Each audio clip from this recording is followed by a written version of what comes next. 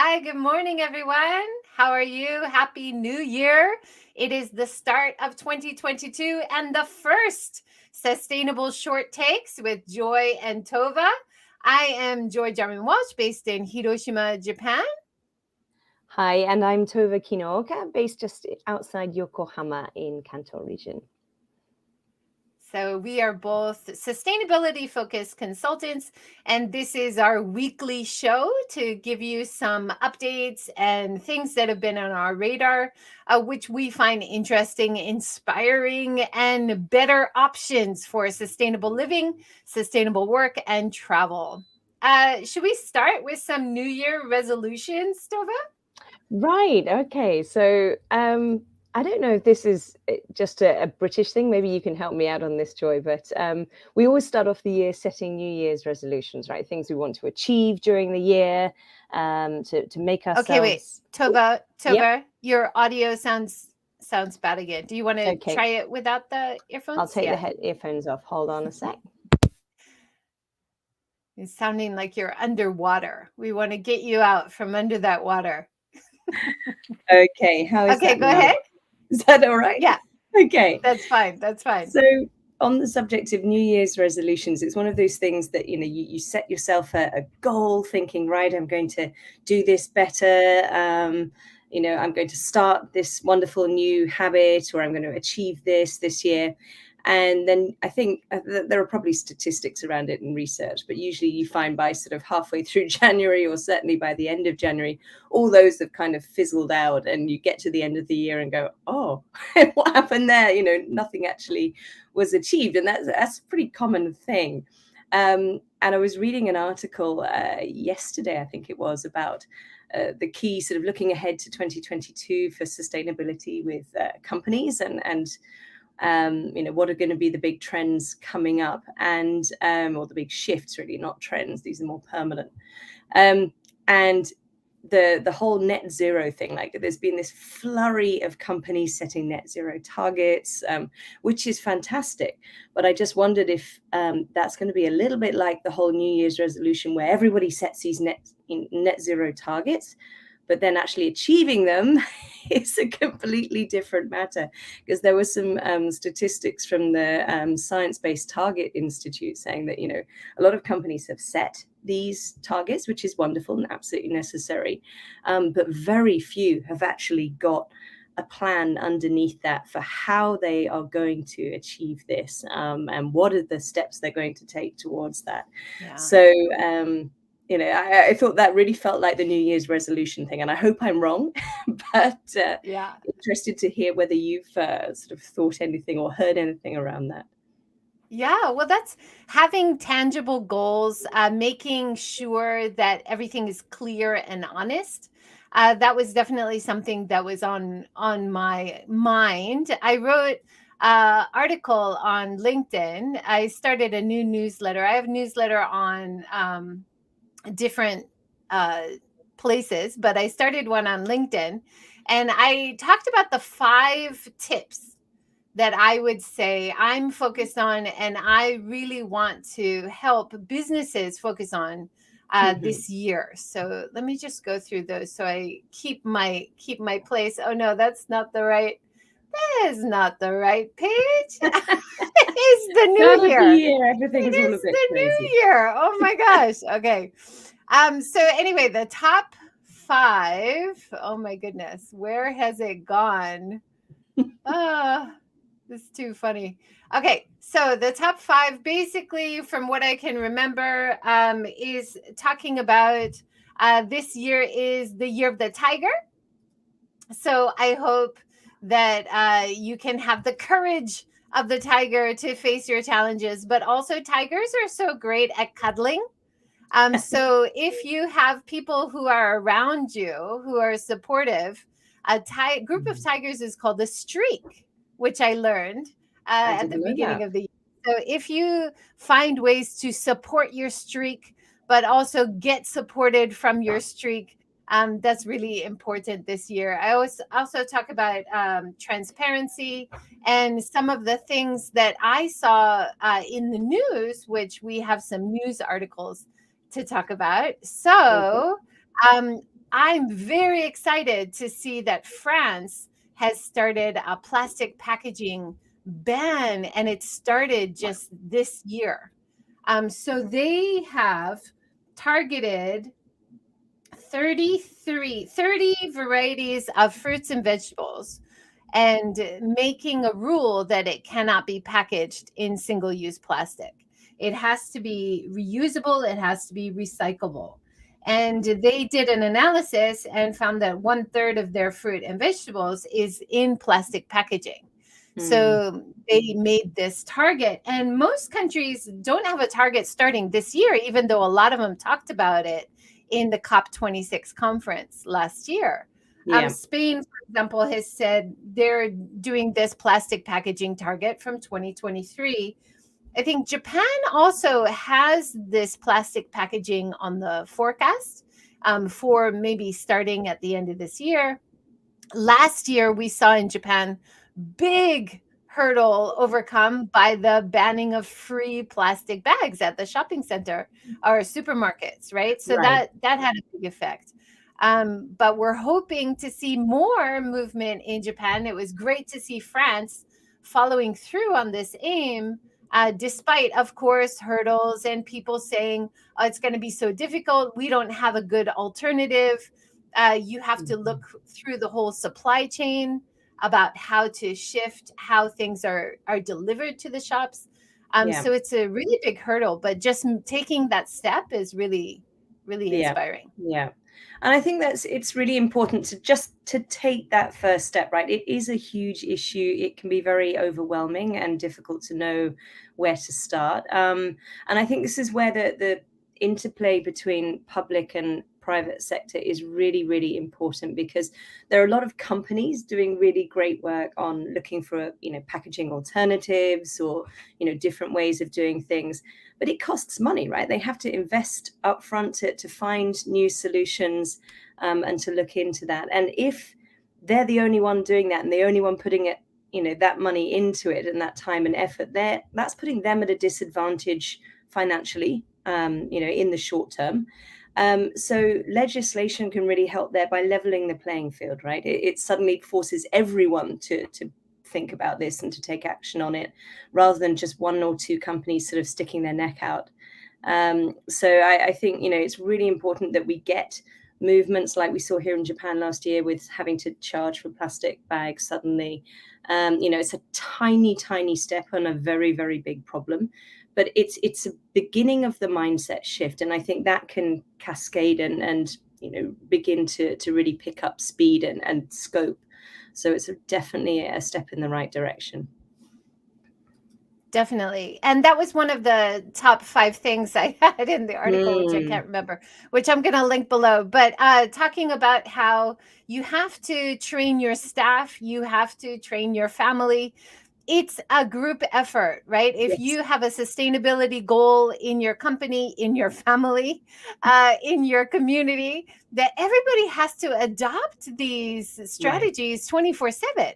And then you'll see the biggest effect. And then once you start looking for better options and opportunities, you can't not see it, right? So once you train yourself to prime yourself to get ready to see better options, then you'll start seeing it. But the problem is, if you don't even think about it, you don't even think about finding a better option, you're not going to see it. So that's part of the big hurdle at the beginning of the year. And one other news thing in Japan, which I saw this year, which I'm really happy to see, is this was the first year Japan had all the Nengajo were doing a collaboration with FSC, the Forest Stewardship Council. And so at the bottom of all the New Year cards in Japan, you'll see the logo for FSC. And this is the first time it's ever happened in Japan. And I know some businesses were talking about not doing any Nengajo because they're saving paper. But there's so many complicated issues about saving paper just from stopping Nengajo. And in terms of the economic benefits of the Nengajo system, the cultural benefits, how much employment is around the Nengajo system. There's a lot of negative social effects that could happen if people stop sending Nengajo, right? It's a big support for the post office in general. It's never simple, is it? You can't just flick a switch and say, suddenly we're going to stop doing this, because, there are consequences, there are repercussions on that. And all these things are very deeply interconnected and interdependent. But actually, sort of building on that, what you were just saying about the FSC paper, we got a calendar given to us this year from Honda Cars. We drive a Honda, and we the sales agent came out, as they do, to do the sort of end of year greeting, and gave us this calendar. And I noticed it's got bio oil ink. It's printed with bio oil ink, which is again, just one of those tiny steps, but it's just signaling a bit of a shift in mindset. This is not just, okay, the cheapest thing, whatever we can find, get it out there. They're actually thinking through, no, actually, what are our customers thinking? What is the message this is sending out? And if we can say, look, we're using bio ink and we're using FSC paper, then that's sending a message that actually we're aware of this. We're taking action. It might be small, but we're beginning to move in the right direction.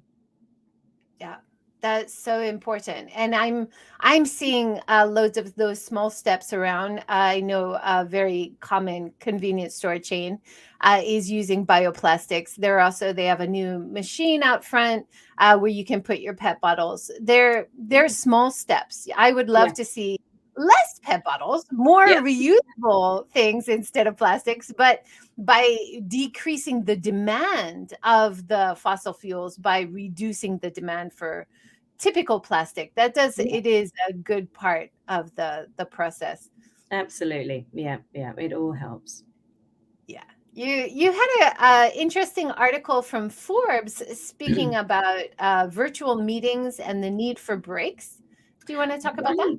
Yeah, absolutely. So, for me, and I'm sure, it's the same for you, Joy, you're running your own business, and you're very passionate about what we do, which is a very wonderful thing, and a privilege to be able to work, on an area that you feel so strongly about. But the downside of that is it's very, very hard to switch off, right?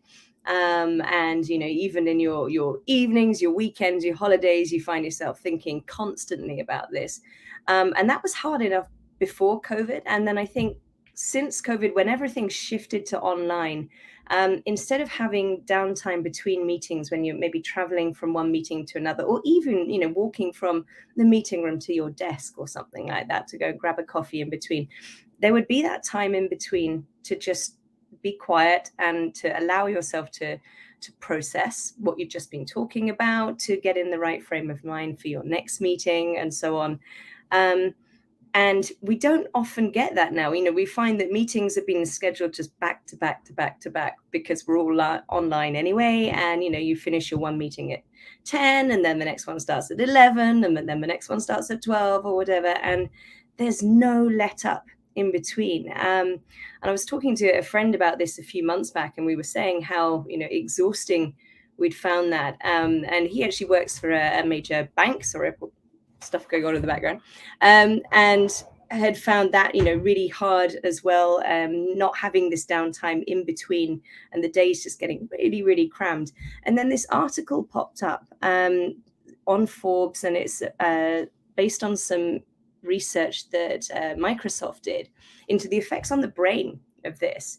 And they actually sort of used electrodes or whatever to map out. You can see the top there, with no break. Look at the cumulative stress that builds up by the fourth meeting, compared to the lower one, where you actually have a break and your brain is in much less stress, therefore performing much better, because the buildup of stress over time can really negatively affect performance, mental health, all of this.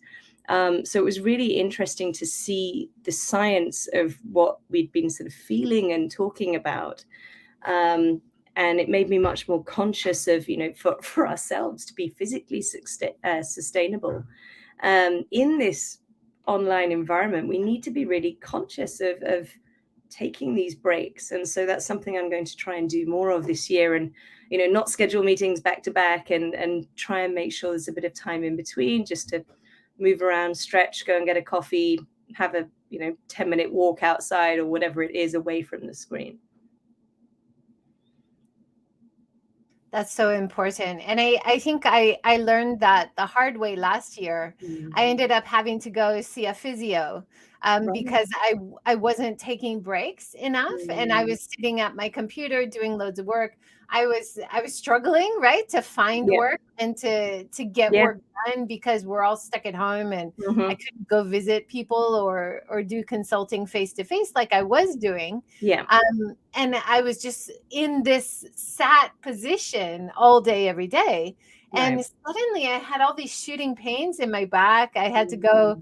Luckily, we have great physio nearby, and they gave me advice. And they said, basically, you need to take breaks, go for walks, do some stretching, like all the, of course, kind of advice that for yourself, you always give to other people. But definitely taking breaks. And then this whole concept of how it affects your brain is so interesting. Thanks for highlighting that. No, it's a really important one. And I think, for ourselves at a personal level, it's something we can be conscious of. But also, if you're leading a team, and when you're scheduling meetings with other people as well, I think just being really conscious of that. And you can proactively say, okay, well, we don't need an hour for that meeting. 45 minutes will be fine, or 20 minutes instead of 30 minutes. Let's just get it done in that time, be more efficient, and then give people that sort of little bit of time in between, so that they can chill out and get in the right headspace for the next meeting. Yeah, definitely. I found the right page, I think, so I'm going to try to share it again. I think I talked about in mind and insight. We talk about out of mind, out of sight, right? And to keep things in mind and in sight. So to assess my own challenges, right? To be honest about myself, but also be honest when I consult with businesses, try to encourage them to be honest and take a hard and honest look at what they're doing well, what they could be doing better. And how that gives you more empathy for other people and other businesses and other, companies trying something, even if it's small. It's so easy to just dismiss, right? Like I recently heard so much negative people dismissing what the ocean cleanup is doing. They're trying to collect plastic pollution from the Pacific garbage patches. Like nobody else is even trying that, right? And it's so easy to say, but they're not doing this, or this isn't good enough, And so by taking an honest look at yourself, I think that gives you a more empathetic outlook when you're talking to others, or seeing what other businesses or other entrepreneurs are doing, right? Yeah, absolutely. No, I really like this. And I think, again, sort of kind of relates to what we were talking about before about taking breaks and time to process, but just putting in to your schedule time to just stop and review for yourself, what is going on, what am I doing well, what am I not, what could I do differently or better. Again, is something we probably don't do enough, and particularly when it's just go on to the next thing, on to the next meeting, and so on. It's very easy to think that that's not so important. We don't have time for that, but actually you need to make time. And again, we sat down with my team at the end of last year to review 2021, which was a bit of a scary exercise. But one of the things we came up with actions for this year, and we actually put it on our schedule already, was we are going to sit down quarterly as a full team and say, where are we now? Not wait till the end of the year to do our review, but actually sit down, and we put them in the schedule, our quarterly review, and say, where are we now on the things we said we were going to be doing? If we're on track, great. If we're not, why not? And what could we do differently or better? Or do we need to kind of recalibrate there? Because like you say, otherwise it just kind of gets pushed aside and it's go. And absolutely. That ongoing assessment part of seeking sustainability is so important. You got to make your goals, and you got to regularly assess how you're doing. not just once a year, but every month would be great, right? Yeah. For yourself as well as for your business.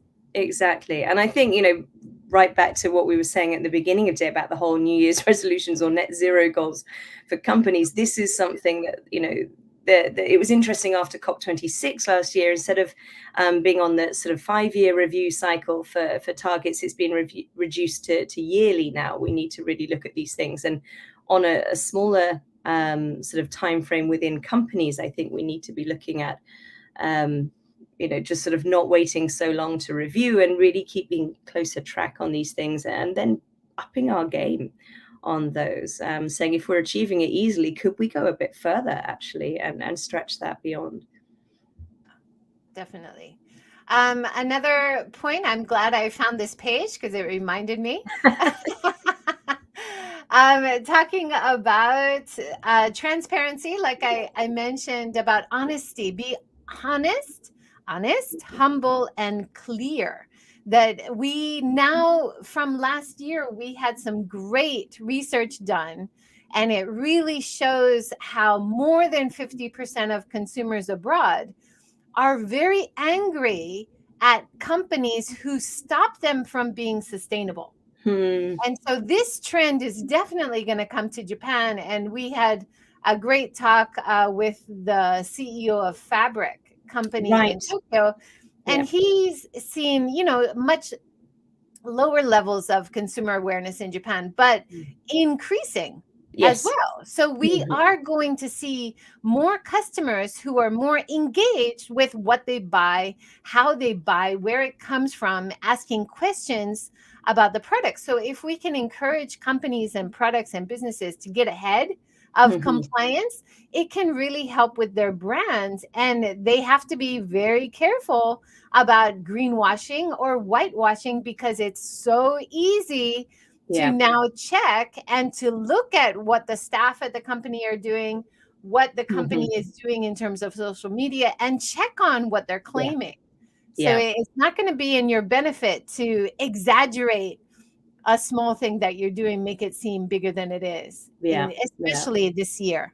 Oh, this is going to be a huge one this year. And I think the article I was referring to earlier as well, that that was one of the things they talked about with the net zero goals, that, companies can set these goals, but now you've got, potentially mandatory climate risk disclosure sort of coming up in many countries, Europe, UK, US, Japan's even talking about it as well.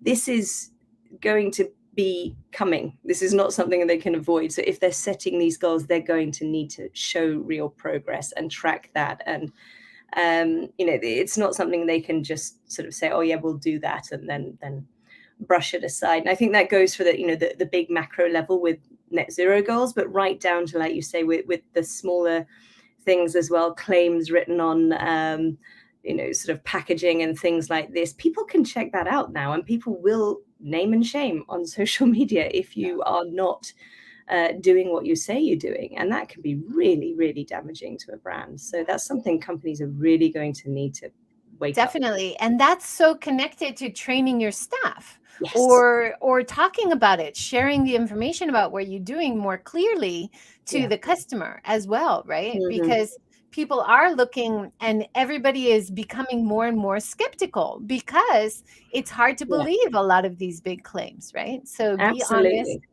and walk the walk as well as talk the talk, right? Yes. Yeah. I have a little guest. A little visitor. Yeah. Before we talk about some of the books that we've been reading that we're kind of excited about, we want to recommend, let's just mention this March event that Tove and I are doing. Please save the date. It's going to be in person and online in Tokyo and Hiroshima on March 3rd, March the 21st, which is a national holiday. And we're thinking from morning until afternoon. So it'll be a full day event. Lots of great speakers and activities and workshops and seminars. And next week, Friday in Hiroshima, I'm doing kind of a mini version of this event. I did one in December, which was great. This next one is January 14th from 6 to 9 p.m. You can join us in Hiroshima or online as well. We have two great speakers, both from Hiroshima, both young entrepreneurs doing very exciting things. So hopefully you can join us. If you're interested in joining us online and you're not sure how, the tickets and all the information will be on my social media from tomorrow. So I'll share that information. Tove, I'm so excited about our event in March. We've got lots to plan and get ready for. Yes, yeah, it's going to come up very quickly, I think, isn't it? But yeah, very so much too. looking forward to that, and we'll be hopefully starting to announce some of the details in the next sort of few weeks. I think so. Yeah, more and more will start coming out this year. Let's talk about books. I like this idea for the last 5 minutes of our talks, talking about some book recommendations that have inspired us in terms of sustainability. You had a great, really interesting book I hadn't heard of, talking about low tech. Can you tell us about it? Yeah, well, it's funny, isn't it? Because everyone talks about high tech, but this one, and it's a nice hefty little tome, as you can see here. Low tech. It's designed by Radical Indigenism. Bit of a tricky one to say, but as you can see here, it's all about looking at what indigenous cultures are doing with regards to design and infrastructure, and how their ecosystems work. Because I think it's very easy for us in our developed world bubble to think, that we're streets ahead, we're so far advanced and have all these wonderful technologies, and actually a lot of those things are not working terribly well, or they might be working very well in one sense, but they're also producing a lot of damaging output or effects onto the environment. So a lot of the indigenous cultures have found ways through thousands of years to work in harmony with the front picture you can see there are these bridges in India, these living bridges, which are incredible, where they use I think rubber fig trees they were talking about, and they just sort of train them across so that they sort of tie the younger branches and weave them together, and then just allow the natural growth to continue in that direction. And over many decades, they form these incredible living bridge structures, which are incredibly resilient. So when they get the monsoon rains, very often man-made bridges, don't stand up to those things. They tend to get washed away or damaged or whatever. But these things are living. They have a bit more flexibility in them. The roots go very deep, and if they are damaged, they can start. They repair themselves. It's incredible. So yes, it takes a very long-term kind of thinking to look at things like this, and I haven't managed to dig into the rest of the book yet, but it's sort of broken down into 4 areas. You've got mountains, forests, deserts, and wetlands, and then it looks at all the different types of sort of structures and things, and how natural ventilation, for example, a lot of the old Middle Eastern cultures had incredible ventilation systems long before modern air conditioning was invented, and looking at how we can learn from that in the way that we're building now, the way we're designing our cities and our landscapes around us. So it's a really fascinating read, and I'm looking forward to digging more into that. Yeah, and there's so many applications to Japan and anywhere around the world. Yeah. Going through the most popular podcasts and the most popular shows that I did last year, the number 1 was with Asby Brown, talking about designing and having good quality living small spaces that you live in. And a lot of his examples date back to the Edo period. Right. The Edo Jidai. And then he had another talk, which was in the top 10, talking about the sustainability of the Edo Jidai and how they reused everything. There's so much wonderful old knowledge that we need to bring back. A lot of the plastic pollution problems we're seeing in the oyster industry in Hiroshima, let's go back to the bamboo and wood that we used to use. And this brings me to my book recommendation for this month is Hannah Kirshner, and she wrote Water, Wood, and Wild Things. And I had a chance to talk to her last year, and I've been rereading the book and getting so many new insights because of other things that I've noticed around me since reading the first time, and other news and other speakers. So I'm really hoping I can get her back on the show this year. Yeah. And talking about a lot of the indigenous, old traditional Japanese cultures, which are more in balance with the needs of animals and the environment, as well as society, right? Yes, absolutely, absolutely. I think we've kind of moved away in the, in the name of convenience and, busy lifestyles. But I think actually this whole COVID experience has given us time to slow down and take stock and say, actually, is that how we want to live our lives? Just go, go, go the whole time and always going for the most convenient option. So it is an opportunity to press the reset button, I think, and to say, okay, well, some of these older ways of doing things might be a little more mendokusai, it takes a little bit more effort and time. But at the end of the day, it's better for you, it's better for the planet, it's better for society. So perhaps that's something we can get back to. And I think we talk a lot, well, I always rant on about mindset shift. It takes that mindset shift at the beginning for people to say, okay, well, let's give this a try. But then once you get into the habit of doing something, it's not so hard, actually. But it takes time, right? Like be kind to yourself when you're trying to change, and be empathetic to companies that are trying to change, because it takes time to get used to the idea and then to actually do it, right? Like the more you think about it, the easier, the more possible it seems over time. So definitely give yourself time to make these important changes, but realize that it is worthwhile. You can do it. There are better options. Very much so, very much so. No, and like you say, I mean, this is about individuals and a personal level, but it's also about, companies looking for sustainable long-term change. You can't just expect people to change overnight and the way they've been doing things for years. It does take time for change to really to take hold, and it needs to be constantly communicated and supported, and people need to be supported as well as to why is this important, how do I change it, and to be given the support and the time to try it and maybe make a few mistakes and then adjust or whatever and keep failing forward. It's not going to be easy, and it won't happen overnight, but if we keep on going, keep on at it, we'll get there. It's really important. So that is our 30 minutes. Thank you so much, Tove. Thank you, everybody, for joining. See you next time. And we had a comment from Sharon on LinkedIn. Thanks for joining. He said, that's our only way forward. Yes, wonderful way to end the talk.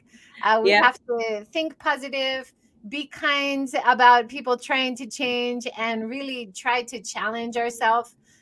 There's so many changes we know we need to make. And so being honest about which ones you need to make for yourself and for your business, and just trying to start, right? Yes, absolutely. New Year's resolutions. Yes. Thanks everyone for joining, and join us again next week. We haven't decided when, but we'll announce it soon. Thank you so much, everyone. Have a great day. Thank you. Bye.